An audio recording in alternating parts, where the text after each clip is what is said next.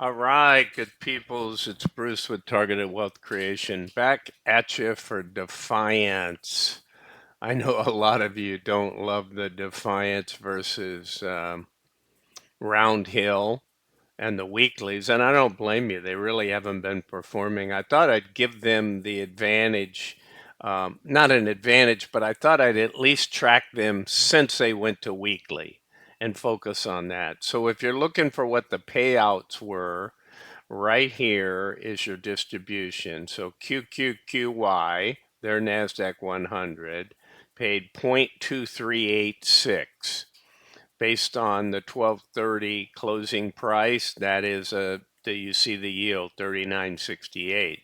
They paid 23.75 on the WTE, the old JEPI or their S&P 500, almost 32%. And the Russell paid 30 cents, almost 53% if you look at that yield alone. So the problem that Defiance has had and continues to have is the reduction in the NAV value. So again, I tracked it before for a couple of years. They had the reverse 3-for-1 split. All you have to do is look at a chart. They're not doing very well. Now, there's some good things at Defiance still. Again, I always mention this. Uh, I do like their 2X. I love their MSTR 2X when it's appropriate. Sometimes I say that, hey, here's, when a 2X and a guy goes, oh, I don't buy those. They go down the same as they go up. Well, duh, yeah, it's not a buy and hold, certainly. You can lose your shirt when you have an impulse up wave and a down wave, right? If you follow Elliott wave. And markets are nothing but a whole series of waves, and trying to understand it and decipher it and technical analysis and stochastics, it's a whole art in itself. But nonetheless, um, need to be aware when you buy 2Xs, but clearly there's a time for it. I've seen people set in an income fund and have something triple in 6 weeks and then go right back to where it started. Well, in the income fund, you get some income, but you're underlying, you didn't make any money. You jump in a 2X and you catch half that wave, right? So you caught 50% of the move up. In a 2X, you made 100% on your money. You buy it, you sell it, and you're done, right? That is a lot of income. I know there's people that just want somebody else to manage their money and they want to give it to them, right? But you give up some of that ability, and I understand. Um, I understand all of them. So whatever your choice is, but I do mention that I don't think that Defiance is horrible. They just haven't performed on these index funds with their option selling and strategies. Maybe it'll get better. So when I do total return, you guys all know, out to the right, I have each of their payments. Now down here, I just show you their payments, right? Each time. So here's your 1230. They're going to pay on January 3rd. You see the percentage of yield. You see how much the payment out is on those three funds. They're going to pay on January 3rd. Okay, so that part is clear. In a minute, I'm going to go over these, which are a different category of monthlies. These are their old monthlies that as of October the 9th, they went weekly. So here's the price on October 9th. I always put the price, right, when there's a distribution. So same prices as here. Um, and when you look at the NAV, in other words, did you go up or did you go down in the almost 3 months that it's been trading, 2 3/4 months? Um, so you can see that one is down 9.8, one is down 8.5, the Russell is down almost 14.5%. You see your distributions.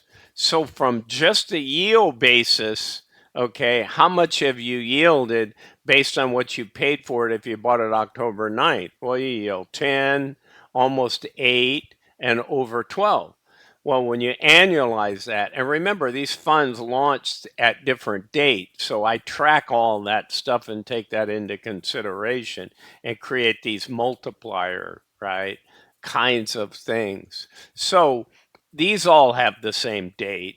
These do not, absolutely don't. So this series and this series are the same in that this is just this newest distribution, and this is the summary since 10.9. So only one of the funds has a positive total return. And yet, look at the distribution yield if you annualize it. Wow, 44 and a half, 34.35, 53 and a half is what you're getting distributed. But look at your NAV when it gets annualized. I mean, you can't, if you're losing 14 point, almost 14.5% in less than 3 months, that's pretty ugly. Again, these things, the dynamic can change. It's not long enough, but I would like to see all of these positive in a short period of time. So whatever they're doing, they haven't fixed it. All right. So Spyt, what is that? Spyt is their S&P 500 targeted income. They realize, hey, this is like an ROC game. I'm just giving you back capital. And in most cases, I'm behind the 8 ball. Okay, here I'm paying you money, and in some fairness to you, so oil has been out of favor the last 2 or 3 months. There'll be a period of time that oil performs again, but it certainly isn't right now. Um, so you see on the total return, much better, right? So this really should be a red here. Okay. So I try to use, so on Spyt, why is it a targeted income? It's targeted at 20% annual return. Well, it's performing at 17.414. Not bad, right? So you see your distribution yield is 16. Annualized, it's 2024. It hasn't lost much, right? On October 9th, it was 2005. It's currently 1954. So not too bad, right? You got a minimum 3.11% and you got a distribution yield of 20. So your annual isn't far. Usoy has got a fabulous yield, right? It's got a 34.27 annualized at 53.22, but it's gone from a little under $20, 1994 on 10.9 down to 14.75. So and oil hasn't been performing. The other guy, their Qqqy, their Nasdaq 100. This is their targeted, the T for targeted, right? Again, 6% loss, but still a 12%. It's nothing bad. Can you make more money in other funds and things? Yeah, but there are some years that might be a great return. So that's what I got for you people on Defiance.